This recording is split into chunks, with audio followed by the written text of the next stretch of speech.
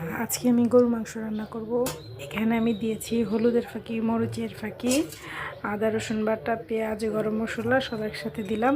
দেওয়ার পরে এটাকে আমি তেল, লবণ সব একসাথে দিলাম। এখন এটাকে আমি একটু মাখাবো, মাখিয়ে চুলায় বসিয়ে দিব। মাংসটা আমার মাখানো শেষ। এখন আমি এটা কষাবো, ভালো করে কষাবো, এক ফোঁটা পানিও দিব না। যখন তেলের উপরে উঠে আসবে তখন আমি এটাতে ঝোল দিব। আজকে আমি গরুর মাংস দিয়ে নতুন আলুর ঝোল রান্না করব। মাংস আমার তেলের উপরে উঠে গেছে, মাংস কষানো শেষ। এখন আমি আলু দিয়ে দিব, আলু দিয়ে কিছুক্ষণ কষাবো। আলুটা দিয়ে দিলাম। এখন কিছুক্ষণ 5 মিনিটের মতো আলুটা দিয়ে একটু কষাবো।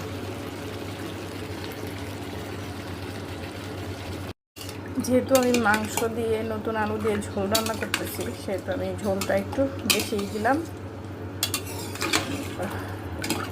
এই হয়ে গেল আমার মাংসের ঝোল। এই হচ্ছে নতুন আলু দিয়ে মাংসের ঝোল।